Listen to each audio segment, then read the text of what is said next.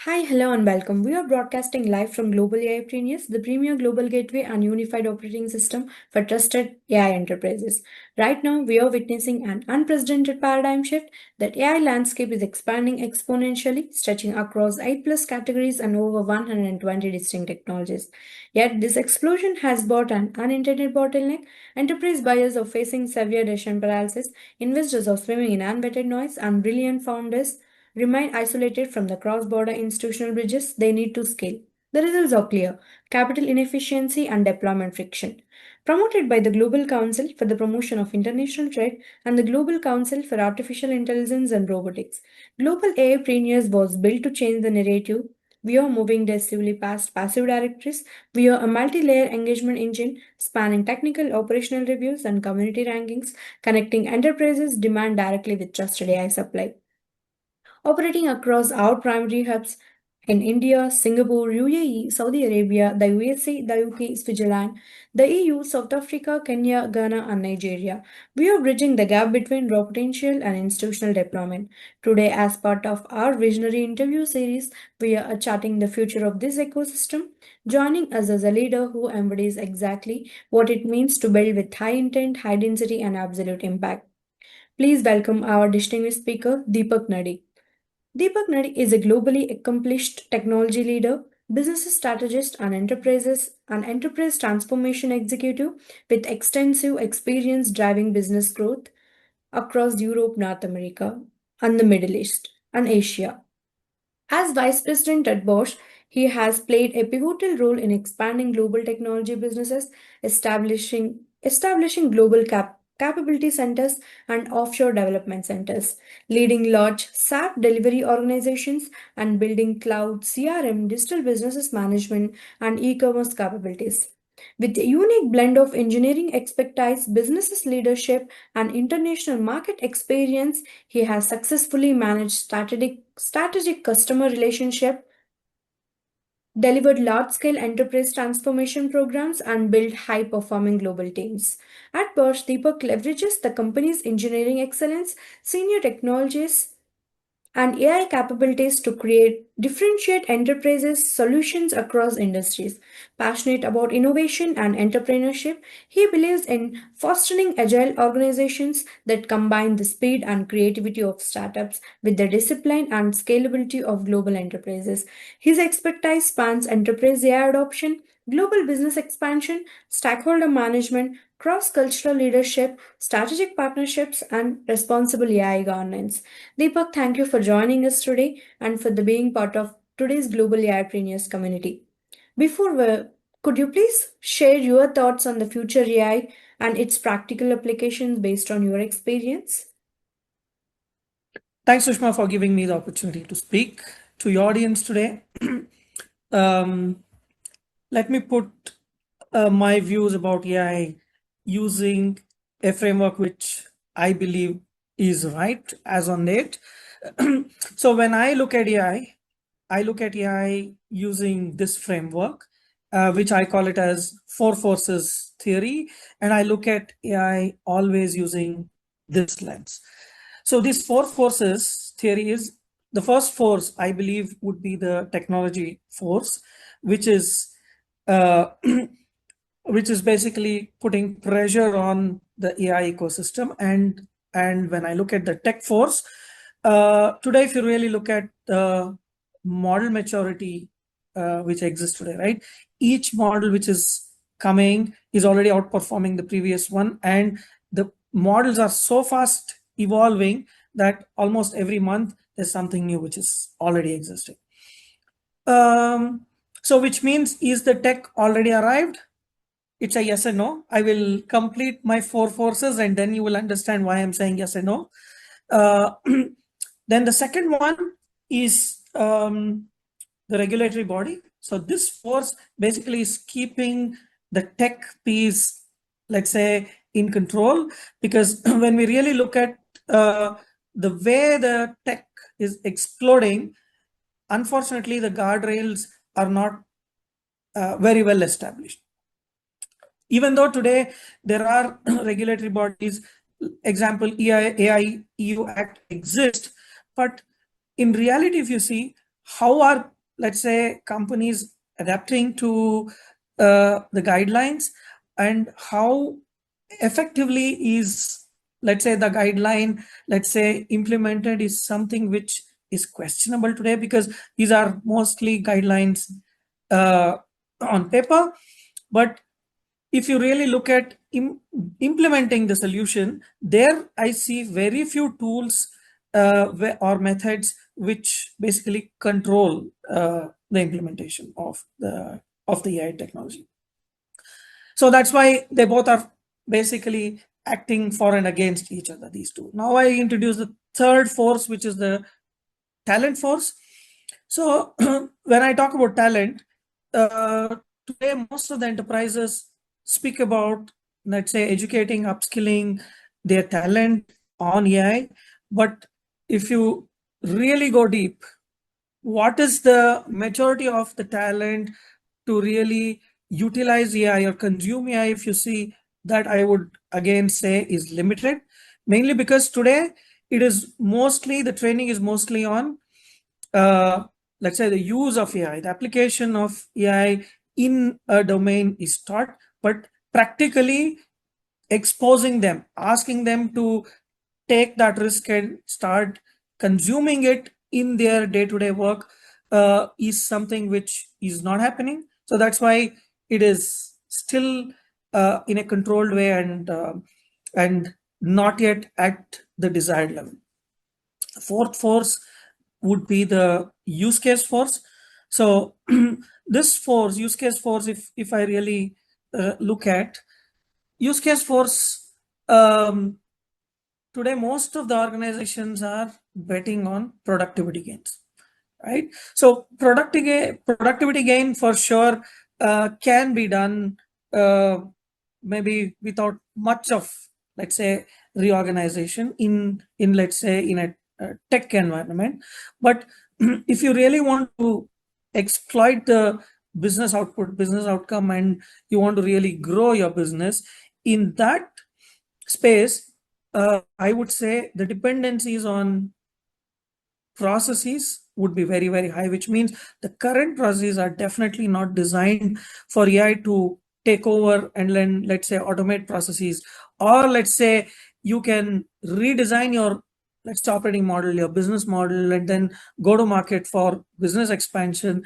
I would say if you really want to utilize AI to its best possible ability, then it demands a definite a reorganization of the process. And most of the enterprises are not visualizing that, and that's why it is limiting them for adaptation. The next dependency would be the data dependency.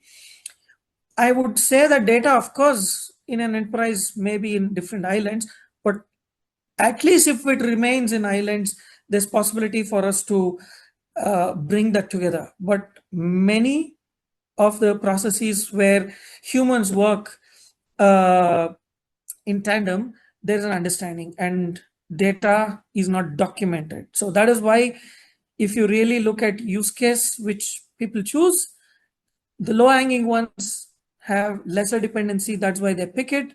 For more complex ones where real benefits can be granted, their dependencies on these are high. Now, let's say if I want to bring equilibrium between these four forces, right, there are two main things which guide. One is an enterprise's culture.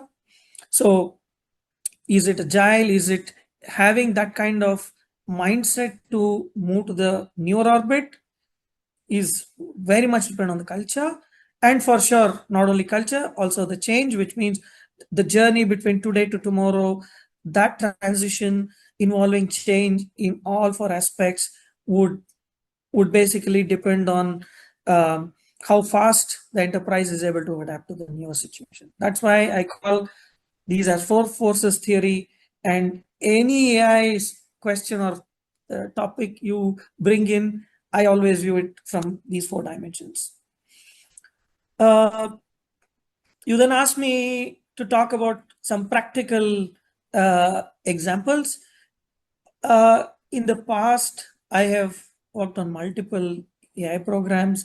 and probably I can speak about where we have, let's say, utilized AI mainly to, let's say, bring out some kind of social cause or social outcome. Of course, business benefit naturally exists, but I also bring in those use cases where there is a benefit for the society. Example, I can bring in uh, the use cases in the healthcare domain. So healthcare domain, uh, we have implemented several AI solutions. So we have built uh,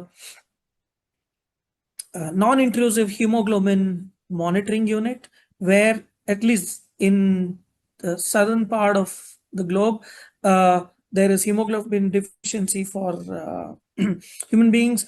And imagine a device where it is non-intrusive and is able to give almost accurate results. Or we have built uh, using computer vision glaucoma detection. We have built solutions in the healthcare domain, mainly aiding patient care, doctor aid, right? So like this, multiple solutions built in the healthcare domain, predominantly enhancing one side the healthcare ecosystem, on the other side also benefiting the patient and patient care, right? So that's in the healthcare domain. Probably in the sustainability domain, if I pick up, we have built energy monitoring systems, be it for a manufacturing plant, be it for a, let's say, a supermarket. All of this is mainly to make sure we monitor the real energy need versus what is currently consumed and how that can, let's say, get saved.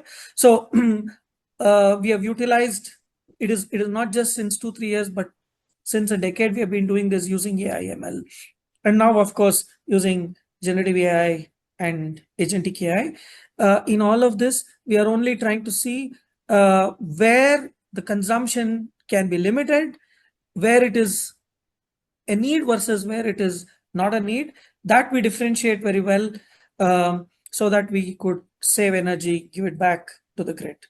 Or we have also solutions in, let's say, a factory, let's say a foundry, where um, the toxic chemicals, gases which get released, right? There we have built solutions where we can control all of such harmful, let's say, gases exiting, right? So there we have solutions to control it while it is at exit. Similarly, building technology, we have built solutions uh, for appropriate lighting, for appropriate temperature control, and all of this, because there is definitely light outside, but still multiple times we switch on uh, the lights, right? So there we have built solutions to make sure that how do we control it, right? So all of this for me is one side a commercial benefit, but on the other side is also a benefit to environment. Maybe I pause. I take more questions from you. Yeah. Thank you, Deepak, for that insightful and inspiring perspectives on enterprise AI. So, I'd like to ask my first question. Throughout your career, you have successfully expanded technology businesses across Europe while establishing global capability centers, cloud part, cloud practices, enterprise delivery organizations, and strategic partnership. As artificial intelligence becomes central to enterprise transformation, what strategic mindset should businesses leaders adopt to successfully transition from digital transformation to AI driven business transformation? Mindset. Okay, let me start answering this way. um, this journey is not a short-term game. So it's a long shot. It would take longer time than what enterprises and leaders would want, right? So be patient. And most of the organizations today are trying to start with a bolt-on solution, meaning standalone POCs. Rather, I would pick or I would advise enterprises to say, look at it more holistically. it has to be a top-down strategy, be it from the technology which you would choose point of view, or be it from a talent investment point of view, right? So, or let's say from a use case point of view, whichever you see, it has to be something which is top down. But at the same time, I would say that one side you are moving this enterprise from a Sushma, you are on mute and your video is not there. Should I pause? Yes, I'm there. No, I think because you went off. No, let's start your first question again, because then it won't look good for audience that you are not there, right? I can't hear you. Yes, you were talking, right? I don't want to interrupt you, so you can talk. So like that, I just had muted. No, mute is okay, but if you switch off the Okay, video, sure, right, no issues. audience will think that I am talking to nobody. Yeah, sure, no issues. I'll just ask the question one more time. Yeah. Yeah. Throughout your career, you have successfully extended technology businesses across Europe while establishing global capability centers, cloud practices, enterprise delivery organizations, and strategic partnerships. As artificial intelligence becomes central or to enterprise transformation, what strategic mindsets should businesses leaders adopt to successfully transition from digital transformation to AI driven business transformation? Okay. Mindset and transition or transformation. Okay. Let me start like this. This journey is a long drawn, long term game, and enterprises and leaders should not look at it more in the piecemeal approach, right? So it is not another initiative which somebody would do. Definitely not. It is the world is getting disrupted with AI, which means the ecosystem will change, the business models will change, the market conditions will change. And if the enterprise which we belong, if let's say we are also preparing ourselves for this transition and wanting to become an AI first enterprise, the strategy definitely should come top down. When I talk about strategy, it doesn't just involve, let's say, the major business decisions, but I would also say the tech decisions, or the architectures that we would like to choose, or the investments which we make on right technology.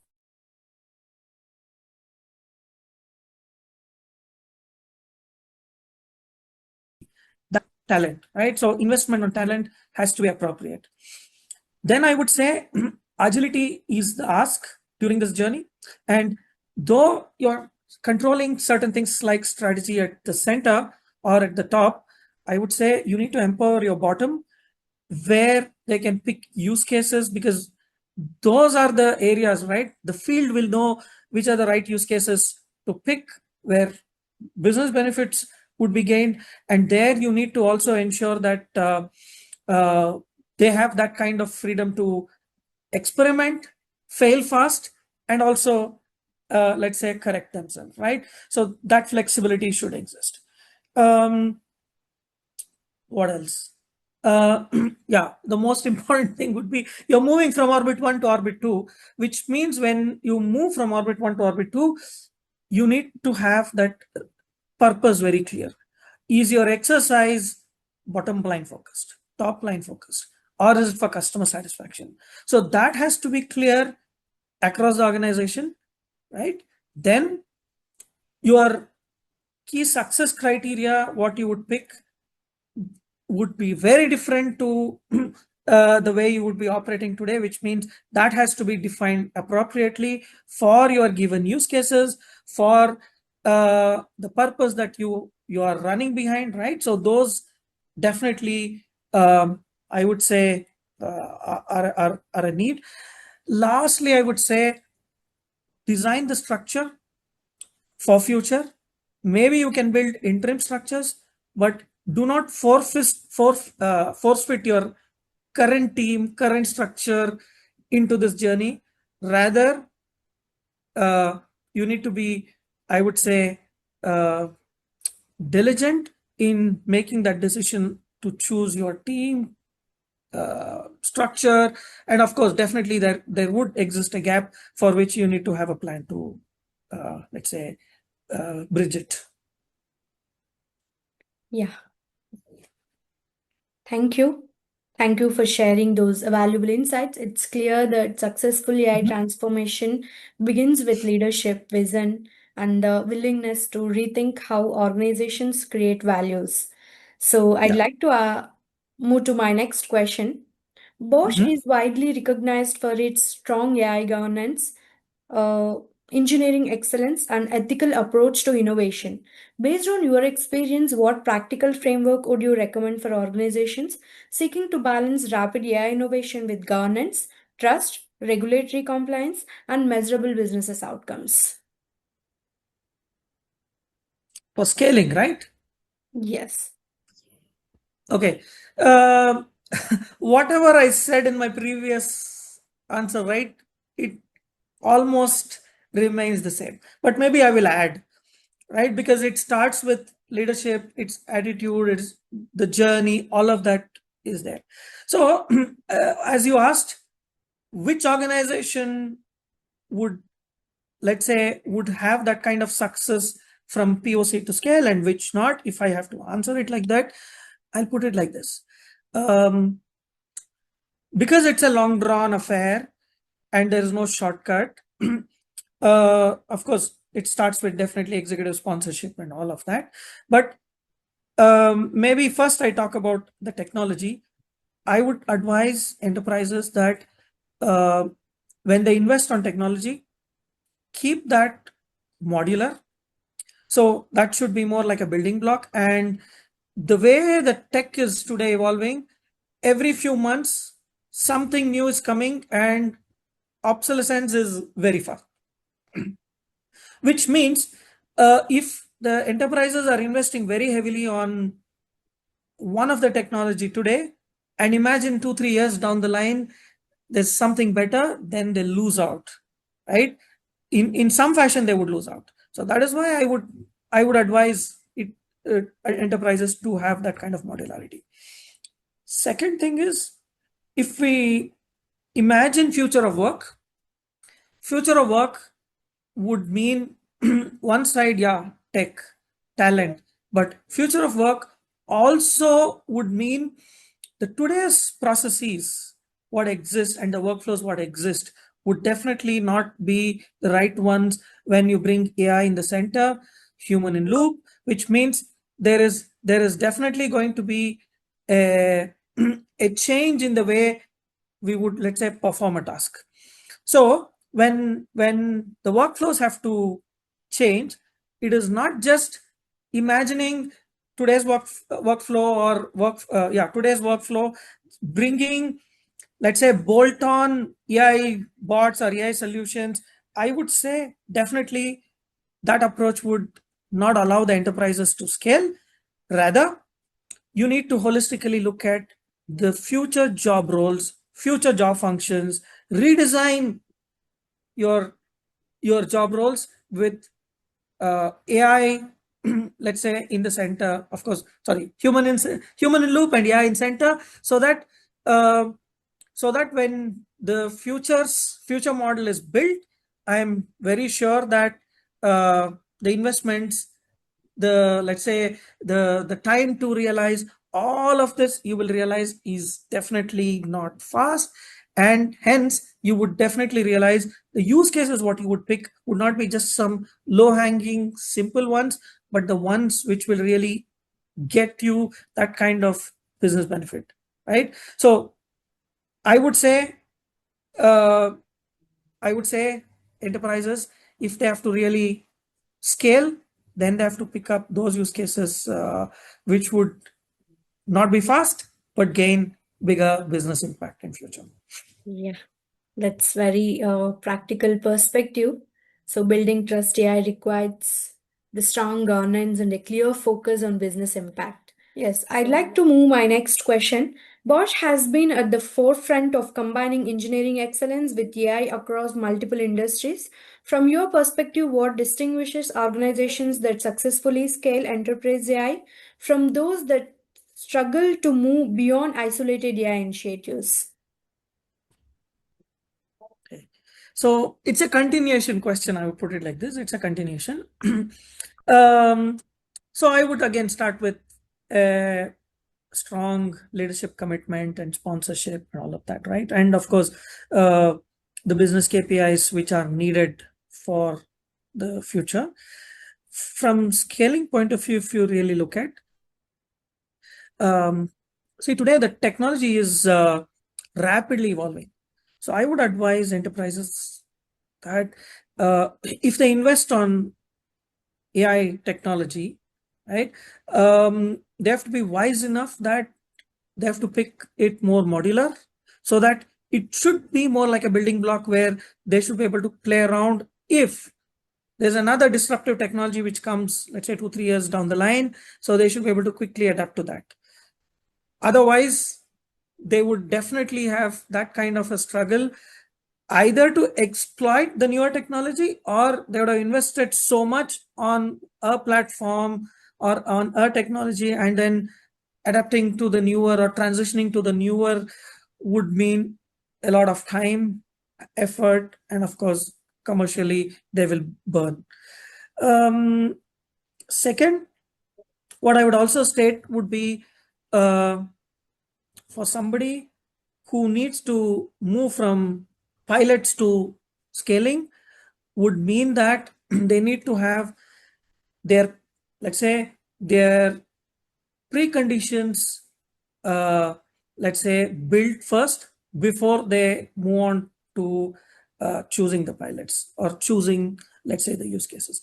Example, many of the organizations, what they would do, they would look at bolt-on solutions, which means they would look at a workflow of today, the current way of, let's say, working.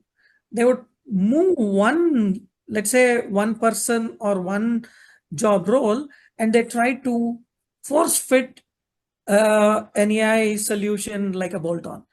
That is a clear case for disaster, and it would definitely have problems to scale. Instead, when they look at, let's say, picking use cases, they should look at those which definitely have larger business benefit. Of course, it may not be an easier case, right? First. Second, I would also say is that when they look at drawing such a workflow of future, which is the future of work, they should also reconsider the job function, the job design. They should put human in loop for AI in center for sure, human in loop, and redesign that workflow. When they redesign that workflow and then they start thinking of bringing AI solutions for such a use case, for sure it is a long shot, which means it is not a quick fix for them.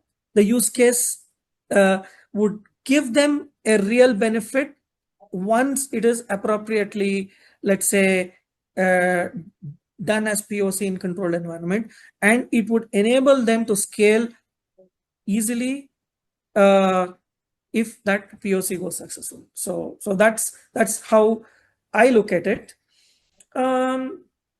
What I would also say is, if you are thinking of moving or picking a use case and moving this towards scale, it is not one person, one, let's say, department's let's say ownership. I would say that it definitely disrupts across departments, across functions. So how you enable your cross-functional team, how you can prepare for shared goals, how you will be able to evaluate that success and then, let's say, give such a reward, all of that matters. And that's where the change and culture of the organization matter the most, and the make or break is in the way this journey is transitioned from whatever I explained. Yeah, That's very interesting perspective. Scaling AI successfully requires the right balance of technology, governance, and talent. Let's move to our next question. You have built global capability centers, established strategic partnerships, and managed large-scale enterprise programs across multiple geographies. What are the biggest challenges startups face when scaling AI solutions to global enterprises? And what practical advice would you have founders looking to build trusted enterprise ready business? Okay, so let me put it this way. Any enterprise, right, has an identity for itself. I have seen some startups where they have not defined their value systems appropriately. So I would advise startups to first build a culture, value system. Um, they have to not just focus only on, let's say, products, investments, resources. Of course, uh, they're all bothering them, but first is to keep that hygiene and house intact, right? So that's first. Second thing, um, the major difference between a large enterprise versus a startup would be that a larger enterprise always banks on its past, and a startup unfortunately does not have such a past, so they have to definitely bet on the future. So when I want to bring this into perspective, right? So whenever, let's say, a larger enterprise is facing the market, they showcase their capability, competence, uh, proven customer references, and once the past is, let's say, proving their success, the customer gains that confidence, thinking that the future is also in the same direction.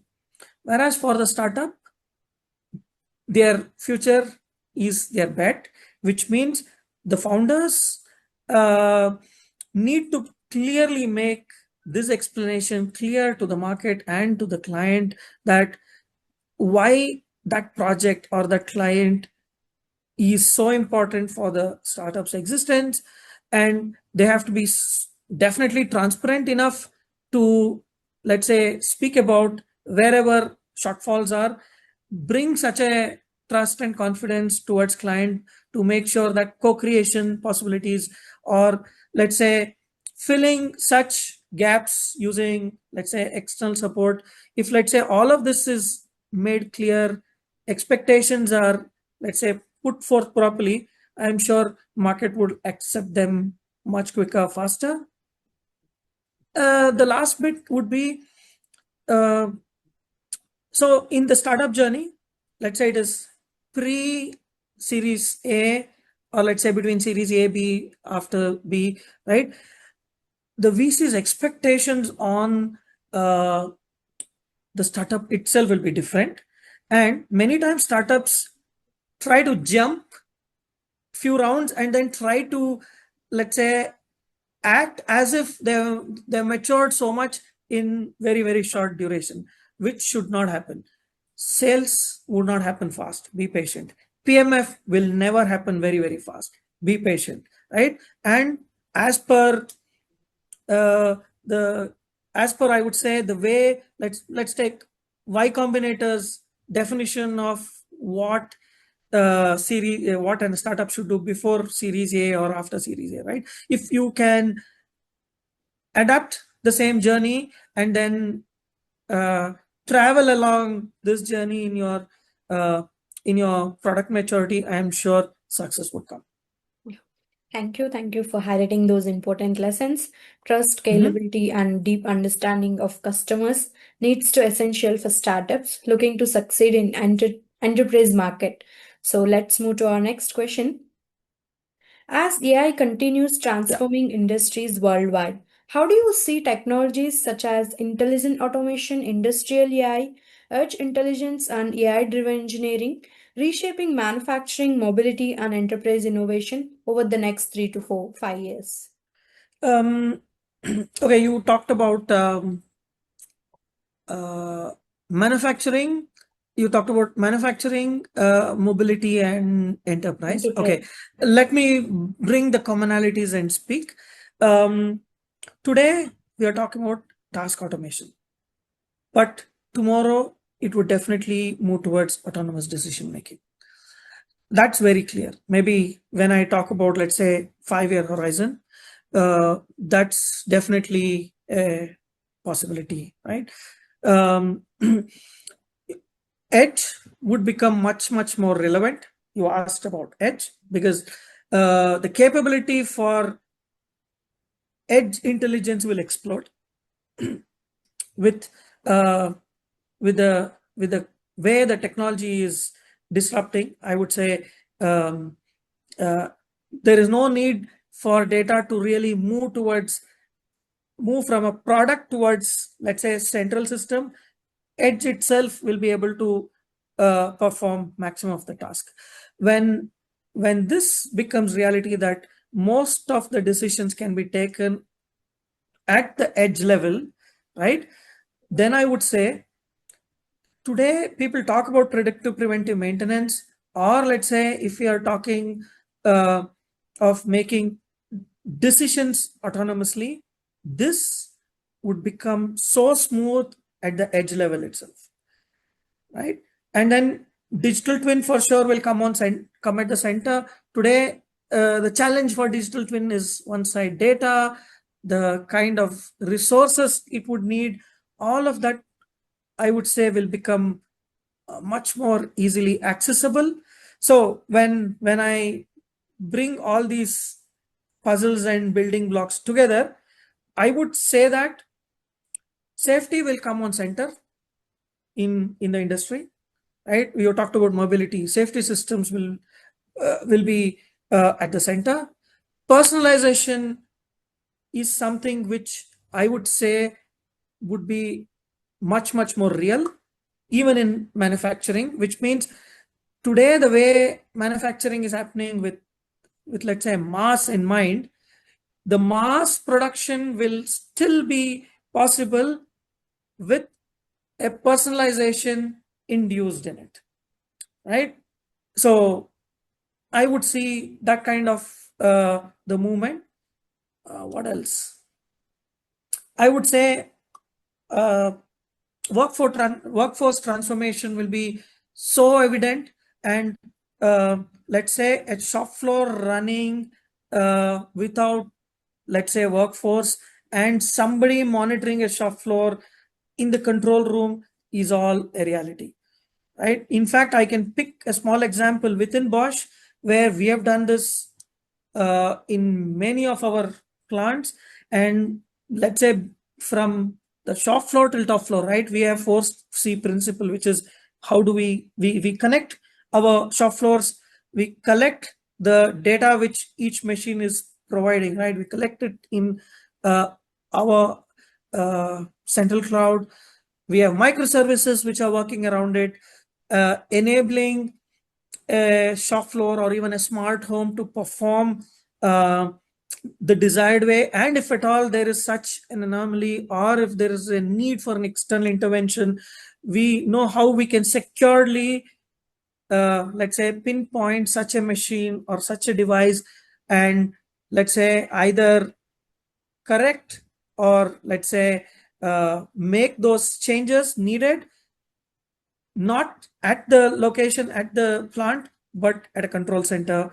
The use cases that we have built for consumption in collaboration with the cognition or cognitive layer, right, would basically help us basically making those decisions quicker, giving us such a transparency in not just one or two function areas, but across, be it from efficiency, be it from quality, be it from digital supply chain, be it from customer service, right? So this puzzle we have already started tracking, but I would say the level at which it would move with the technology advancing further would be far beyond what we have today.